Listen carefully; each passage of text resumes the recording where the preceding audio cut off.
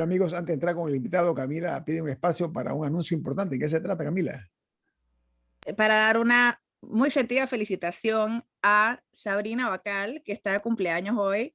Sabrina perteneció por mucho tiempo a esta mesa, es A este amiga de programa, a esta este casa, programa. a este Ajá. programa, es amiga de esta casa en Omega, amiga de varios aquí. Así que, Sabrina, con muchísimo cariño, espero que pases un excelente cumpleaños rodeada de familia en tu burbuja y con mucha salud ante todo. La burbuja. Sí, feliz Sabina, cumpleaños a nuestra querida amiga Sabrina Bacal. bueno, Sabrina, de mi parte, como siempre, un fuerte abrazo en la distancia, esperando que cumplas mucho más con salud, para alegría de tus hijos y de las personas que te queremos bien. Así que happy birthday, Sabrina Bacal, periodista importante de este país. Bueno, amigos, esta mañana nos distingue con su presencia o su participación el exministro de Salud, José Manuel Terán.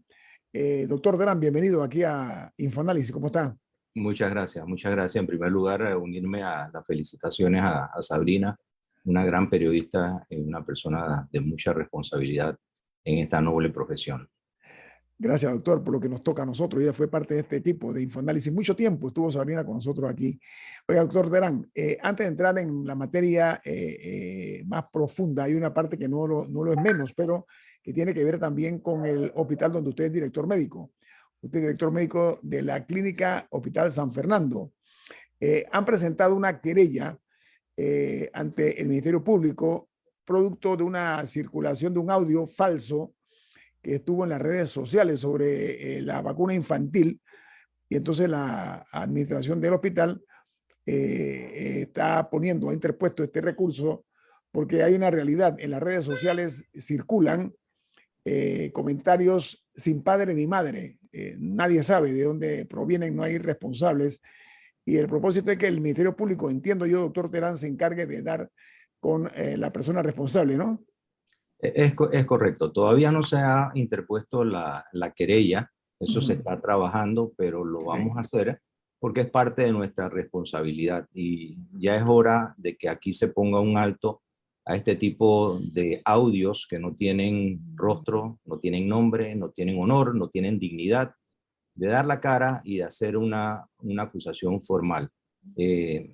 Esta persona buscaremos la forma de encontrarla y buscaremos la forma de que se enfrente a la justicia para que en una forma responsable tenga que responder por los actos.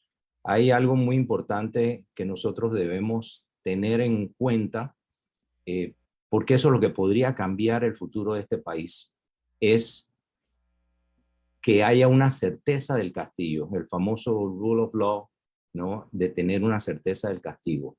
Y aquí cada persona dice lo que le da la gana y piensa que no va a tener ninguna consecuencia.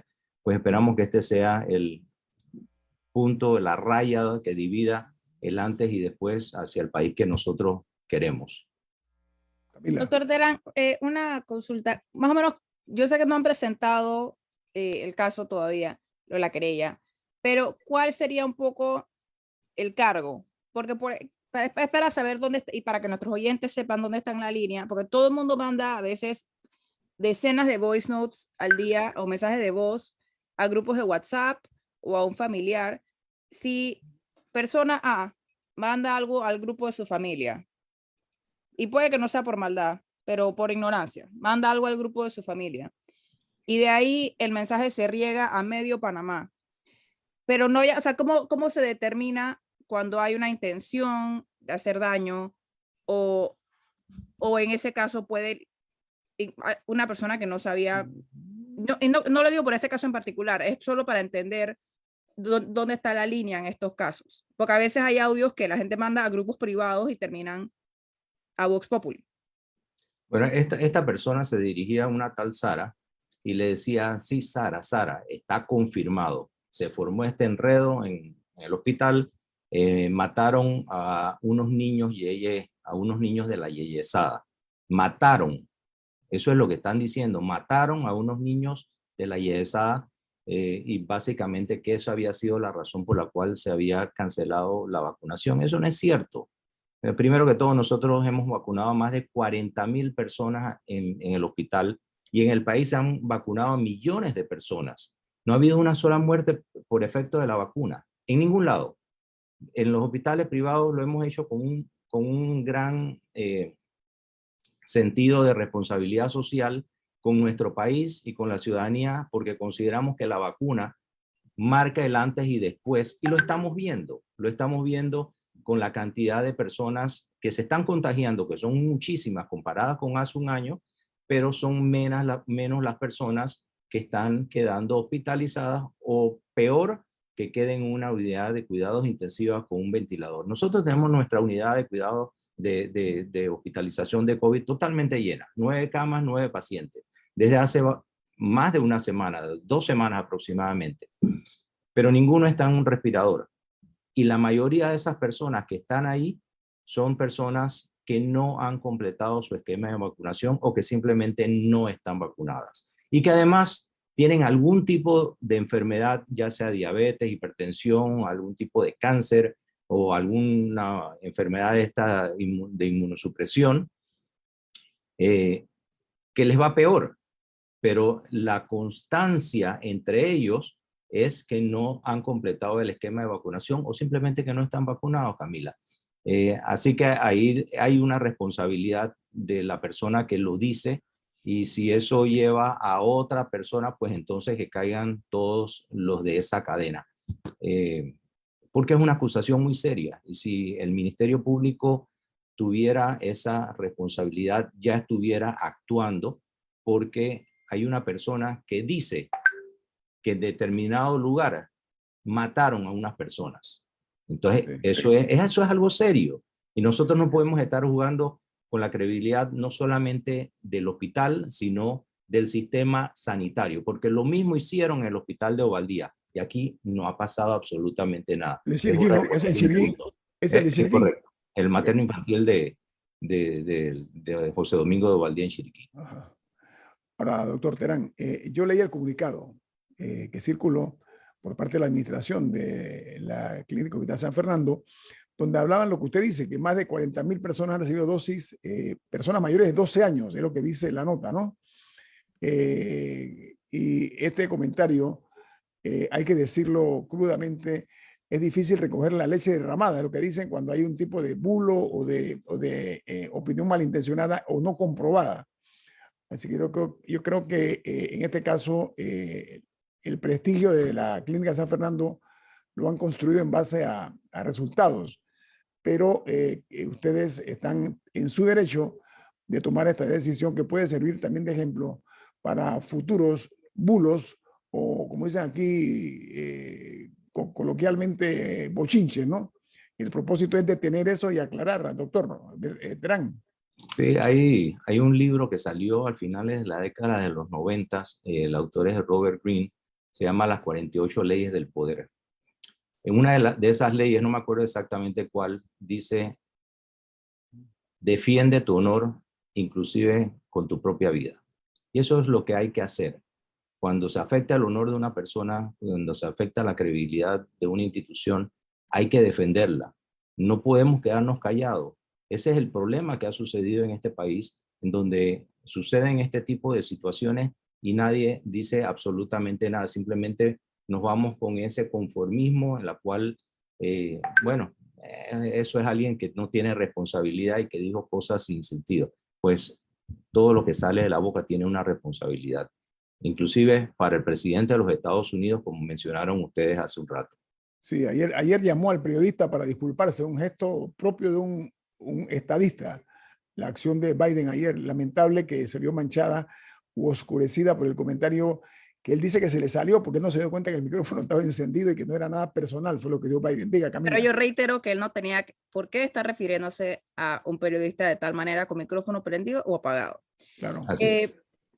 Doctor Terán, cambiando un poco de asunto, ayer se dio a conocer un cambio en las medidas de aislamiento, de cuarentena, y también se abrió el compás para el uso de pruebas caseras en las empresas.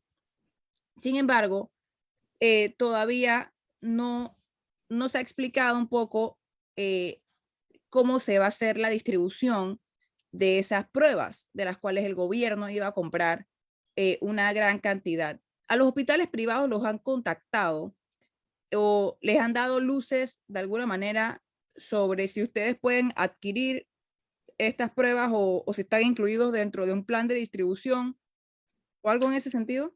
No, Camila, a nosotros no nos han contactado sobre eso y no creo que nos contacte porque no es nuestra, o sea, yo creo que el objetivo de esto es que esas pruebas lleguen a la ciudadanía, no a los hospitales privados. Nosotros tenemos nuestras pruebas, igual que las tienen los centros de salud y los hospitales y todo lo demás, pero es que lleguen a la comunidad. Ese decreto sí establece que las empresas podrán adquirir esas pruebas, no sé cómo. No es el caso nuestro ni nos interesa, pero las empresas podrán adquirir eso para hacer el testeo a sus empleados y si la persona sale negativa, pues como dice el decreto, pues entonces continuará trabajando. Si sale positiva, se tiene que ir a un laboratorio reconocido para hacerse la prueba. Esto es, yo entiendo el objetivo final de esta redacción, que es buscar alguna trazabilidad de esa persona que sale positiva, que probablemente no la habría si simplemente se hace la prueba y la persona se quede callada, pero si se le obliga a ir a un laboratorio privado, que es entre comillas, entonces ahí sí se sigue la trazabilidad. Y digo que entiendo cuál es el trasfondo de esto porque siempre se ha dicho que una prueba de antígeno positiva es positiva. Es una prueba positiva. Hay más posibilidades de que una prueba de antígeno negativa sea un falso negativo. Ok, doctor Terán, a propósito, tengo un corte comercial, pero quiero agregar que el Ministerio de Salud dio a conocer que las pruebas caseras, o le llaman también autoaplicadas, Correcto. no son comercializadas aquí en Panamá. Eso quiero que quede claro que lo señaló el Ministerio de Salud en el informe que dio. Vamos al corte comercial. Continuaremos después del mismo, platicando con el exministro de Salud, José Terán, aquí en Info Análisis. Este es un programa para la gente inteligente. Bueno, agradeciendo al doctor José Terán, exministro de Salud, director médico de la Clínica Oficial San Fernando, su participación esta mañana. Milton, usted tiene una pregunta para el exministro. Sí, ¿qué tal? Doctor Terán, espero que esta pregunta no sea una perogrullada, pero me gustaría saber. Hoy en día, si yo tuve contacto con una persona que luego resulta positiva de COVID, debo aislarme. 5 días, 7 días, no sé cómo va cambiando el tema. Ustedes todos los días están viendo personas que tienen infección de COVID, pero no quedan aislados. Me imagino que se hacen pruebas. Lo que quiero tener claro es cuál es el protocolo que hace que el personal de un hospital, el de ustedes o un hospital público, pueda seguir yendo a trabajar todos los días a pesar de haber interactuado con una persona infectada con COVID, que es distinto al resto de las empresas que en esa circunstancia la persona se tiene que retirar y aislarse. Bueno, el tema de los hospitales, Milton, es que aquí todo el personal, tanto administrativo como médico, obviamente médico con mucho mayor razón, mantenemos los equipos de protección personal en la atención a los pacientes. Y eso es básico. Si un médico o una enfermera entra a una habitación de un paciente, le solicita a ese paciente que se coloque su mascarilla. Si el paciente está solo en su habitación, pues entonces no es necesario mantener una mascarilla. Nosotros hemos operado pacientes con COVID y no ha pasado absolutamente nada, porque inclusive en el protocolo de operación se está establecido cuál es la metodología que se debe seguir para que todo el personal esté protegido. Entonces, ¿qué ha sucedido? ¿Y cuál es la razón de la suspensión de la vacunación? Porque nosotros, igual que el resto de los hospitales públicos y privados, hemos tenido una merma considerable de nuestro personal, no solamente del personal sanitario, sino del personal administrativo. Atender a un paciente no es solamente ponerle el estetoscopio y hacer un diagnóstico y recetarle un medicamento. En un hospital es la admisión de esa persona, es en la orden que va a farmacia, la persona que tiene que transportar la muestra desde que se saca al laboratorio, la persona que la procesa en el laboratorio, la persona que sigue todo lo que tiene que ver después de eso con mandar la información, es un engranaje que debe funcionar y debe funcionar bien y estamos siendo afectados. Entonces lo que hicimos fue traer a esas personas del área de vacunación para la atención de pacientes, tanto COVID como no COVID. Así que la respuesta sería esa: nosotros estamos protegidos y la transmisión o las personas que se han contagiado en el hospital, en su mayoría son personas que se han contagiado en la comunidad, no intrahospitalariamente.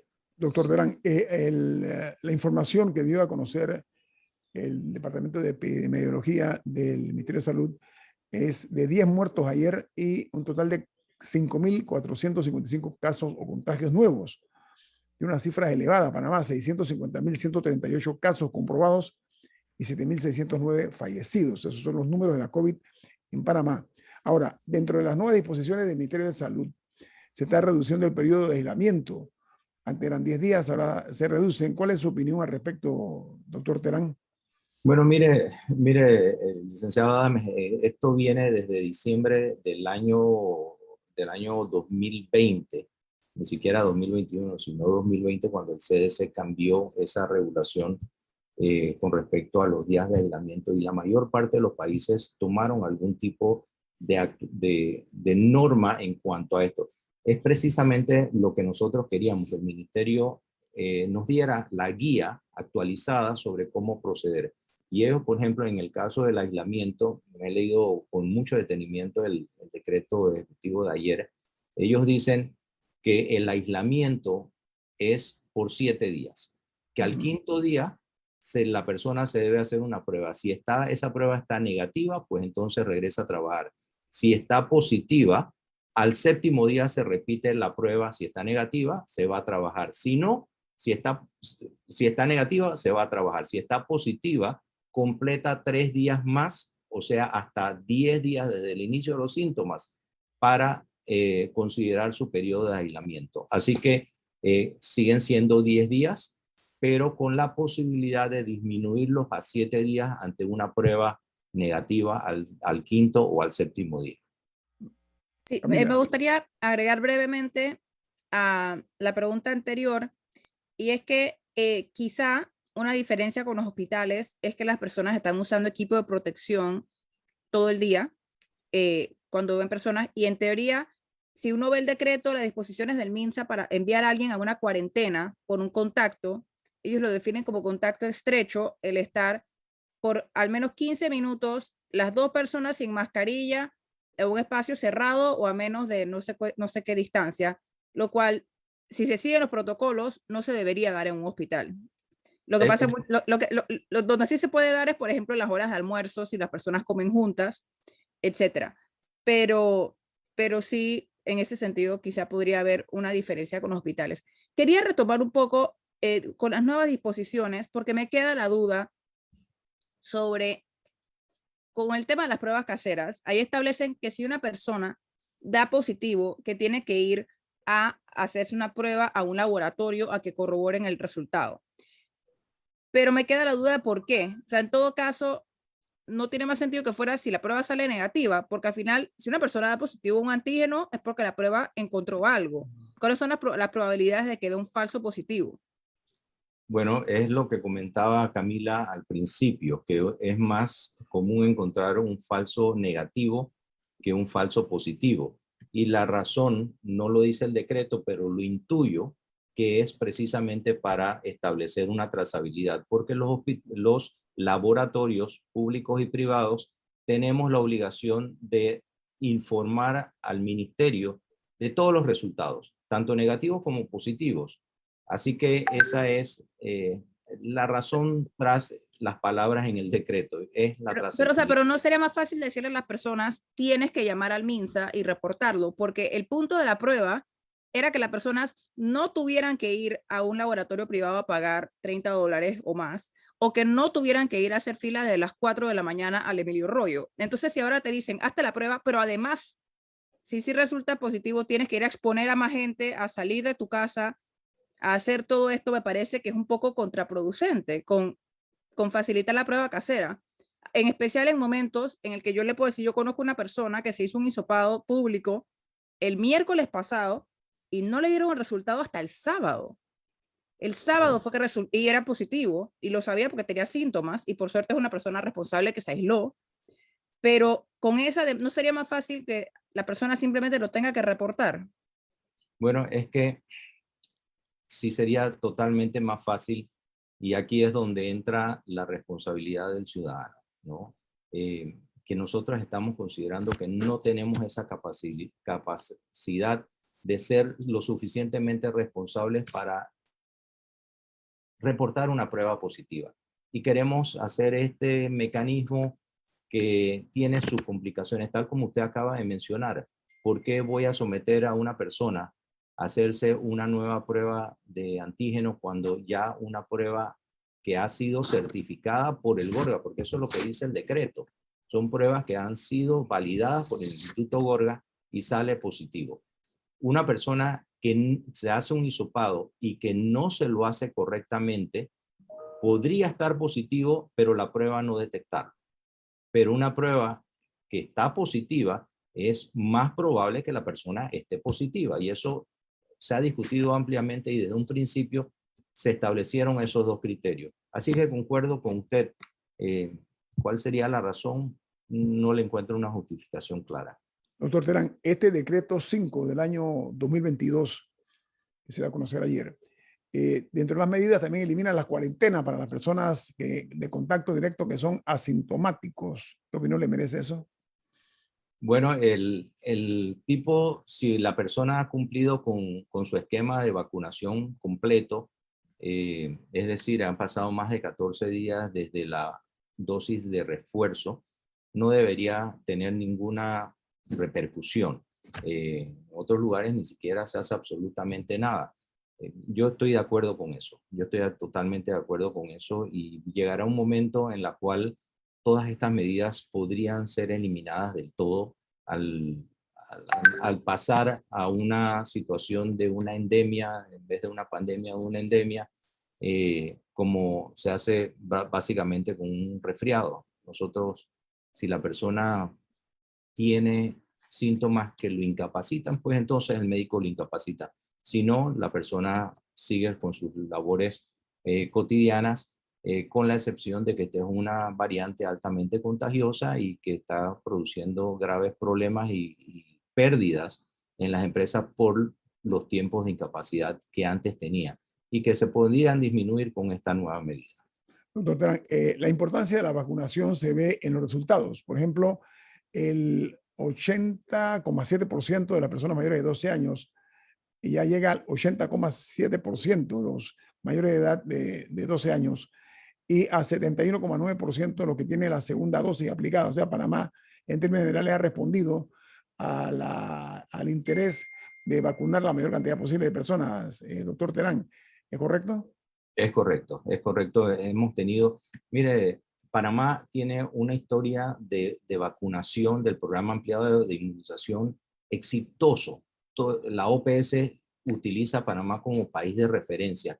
Nuestro personal, nuestras enfermeras, nuestro sistema en sí está fuerte y siempre ha demostrado que va un paso adelante con respecto a los otros países.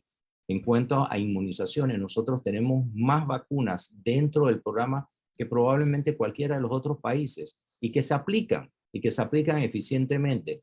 De hecho, al principio comenzaron otros países primero que nosotros con la vacunación, pero rápidamente el gobierno nacional hizo las adecuaciones para masificar esta vacunación y sumaron a todo aquel que pudiera tener esa capacidad de colaborar. Y por eso nosotros lo hicimos desde agosto, que comenzamos con el primer paciente, hasta el viernes pasado.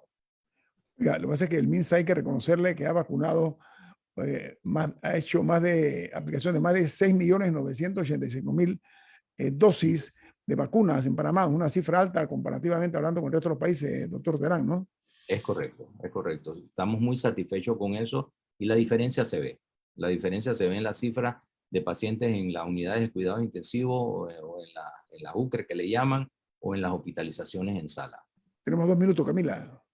Sí, algo que se había advertido y que han reportado, por lo menos en el sistema público, es que los padres algunos están llevando a sus hijos a vacunarse contra la COVID-19, pero que los niveles de vacunación para otras enfermedades, un sarampión, una rubiola, otras del esquema típico, que los números no están a los niveles adecuados. ¿Cuál ha sido la situación en los hospitales privados y se han encontrado con algunas de estas enfermedades que no se encontraban, o sea, que usualmente estaban controladas, o por el momento no estamos teniendo ese problema? No, hay que recordar que el sistema de vacunación lo lleva el Ministerio de Salud. Sí. En los hospitales privados per se no tenemos esa vacunación a la población. Eso lo llevan los pediatras en sus clínicas privadas. Es un sistema totalmente diferente. Pero en el hospital, Camila, en realidad no hemos visto esa afluencia de personas con otra sintomatología. Tenemos lo de siempre, las influencias, el dengue, mononucleosis, enfermedades de transmisión como esas, ¿no? Pero nada que nos haya llamado la atención para mover la balanza. Ministro Terán, ha sido usted muy amable de estar con nosotros esta mañana. Se aprecian mucho sus aportes y que tenga un buen día, una buena semana. Muchas gracias. Siempre es un verdadero gusto estar aquí con ustedes. Pásenla gracias, bien, doctor. Y mucha salud. Terán. Muchas gracias, doctor. Que tenga usted buen día. Vamos al corte comercial. Esto es Info Análisis, un programa para la gente inteligente. Bueno, aquí un oyente nos dice que el Ministerio de Salud, en su opinión, Carlos dice que tiene que mejorar el sistema de comunicación de la línea 109. Según el oyente, dice que esos canales de comunicación no contestan cuando se llama al 169, perdón, al 169 dice que no contestan, así que esto al oído del Ministerio de Salud, que está tan empeñado en mejorar lo más que puede su atención a los pacientes y a las personas interesadas en su bienestar. Así que ya lo saben, pues a tratar de superar eso.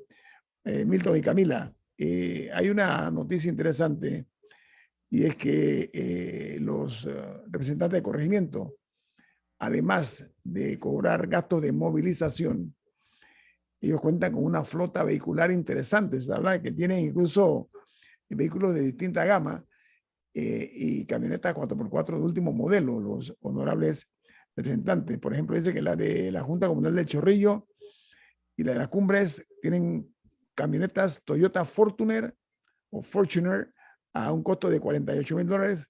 Y toda esta cosa está ocurriendo en medio de la crisis sanitaria que tenemos de la COVID-19, de la pandemia.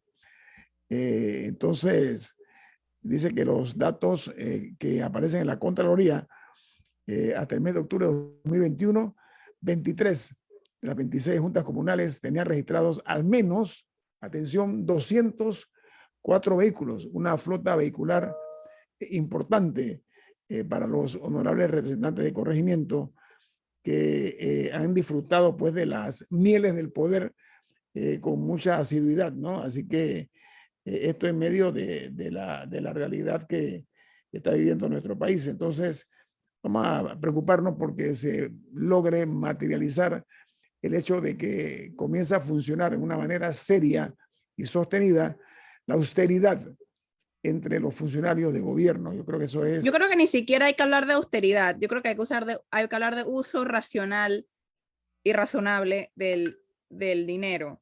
Porque sí, yo sí puedo pensar en varios usos que una junta comunal puede tener para vehículos, porque al final ellos sí necesitan desplazarse dentro de sus comunidades, particularmente fuera de la capital. Hay áreas montañosas, en otras áreas del país o de largas distancias que sí requerirían algún tipo de movilización, e incluso dentro de la capital para movimiento de su personal. Yo sí veo uso para vehículos. Lo que hay que ver es si si hay un tema de lujo innecesario o sea, y el uso que se le da, si está ampliamente justificado lo que hacen los trabajadores de la Junta Comunal con este dinero. Y si no es, por ejemplo, para la entrega de dádivas, etcétera. Sí, pero están Otro asunto. Hablan de vehículos de alta gama, vehículos de marcas que son caros, es lo que están Sí, por eso, lo que reflejando las informaciones de la Contraloría. Por eso, yo estoy diciendo que yo veo que se justifica el uso de vehículos, o sea, que no es que eliminemos todos los vehículos, no. No, por supuesto. Existe una necesidad para que funcionarios se puedan desplazar. Y no estoy hablando de funcionarios a nivel de representante, o sea, a diferentes niveles para cumplir con sus funciones. Lo que hay que evaluar es si tiene que ser una camioneta de $48,000. Eso, o sea, hay una separación entre que necesiten un vehículo y que el vehículo sea de lujo. Sobre todo si son de la capital de la República. Yo creo que ese es el punto donde en muy pocos corregimientos tienen áreas circundantes de difícil acceso. Yo sí estoy de acuerdo con aquellos que tienen... Pero es que aunque no lo sean.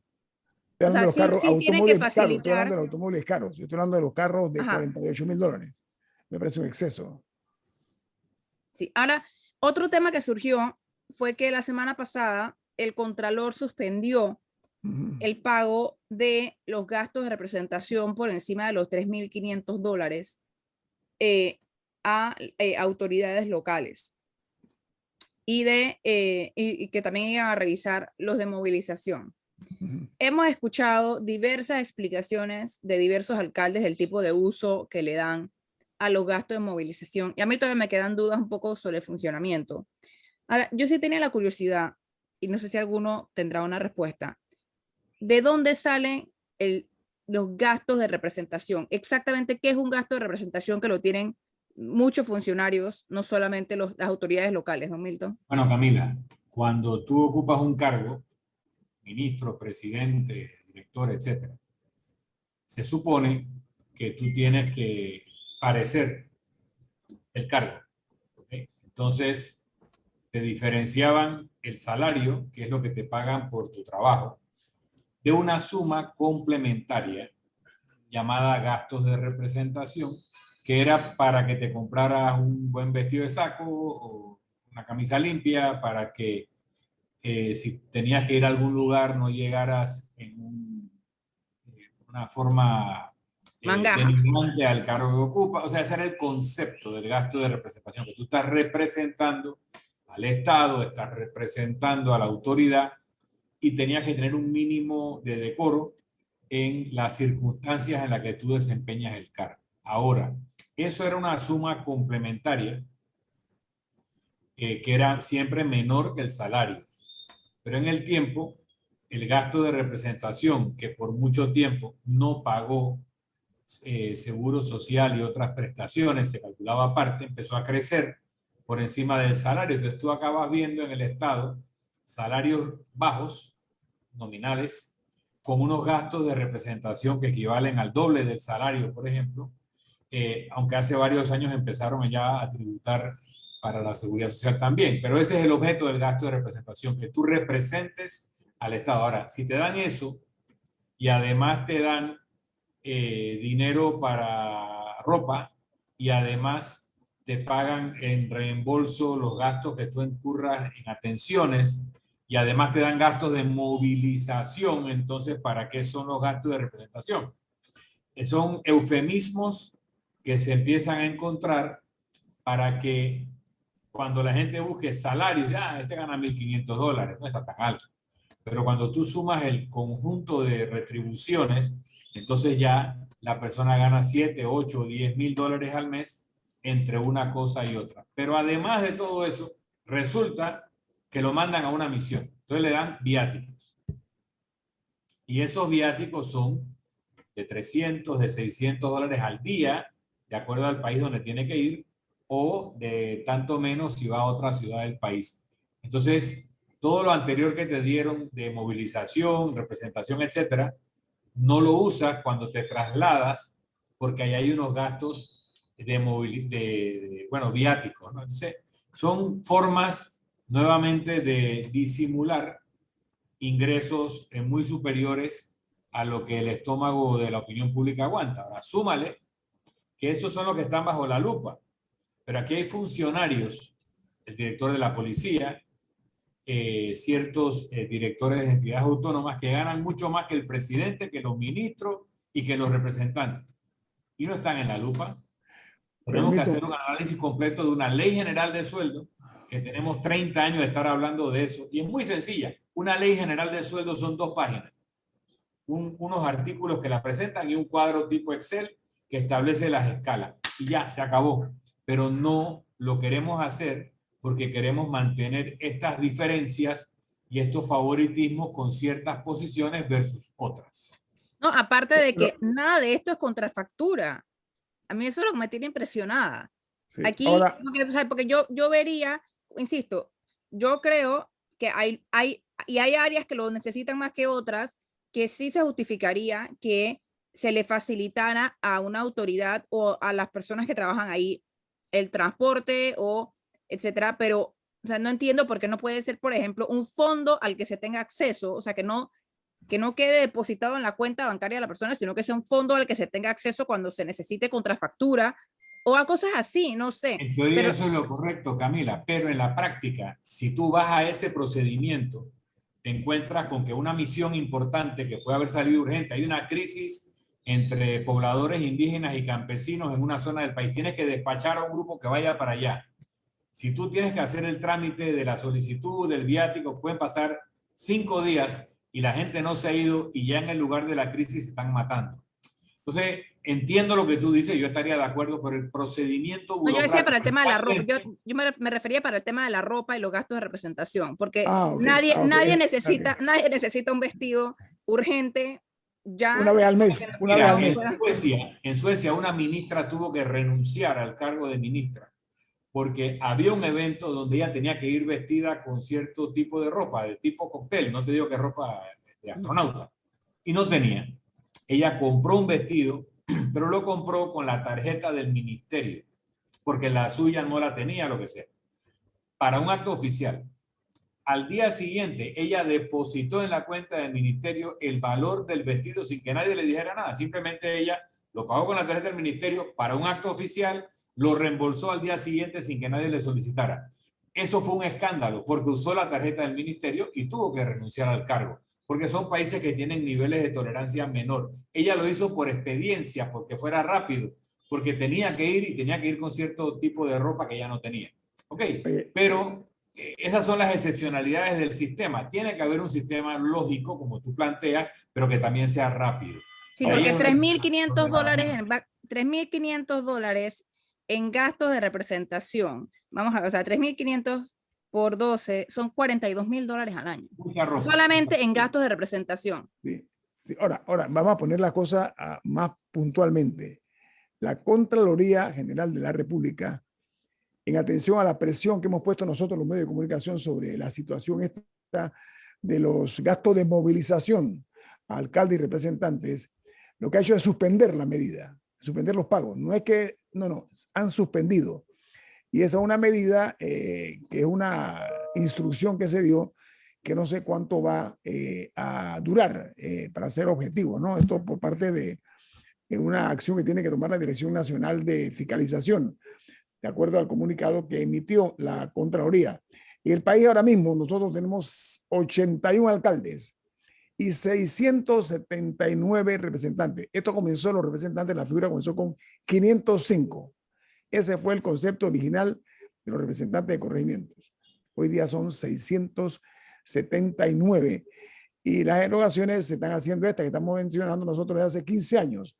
Se están pagando los gastos de movilización. O sea, en el tiempo se fue distorsionando la figura al llegar a estos. También están suspendiendo los pagos de los gastos de representación arriba de $3,500.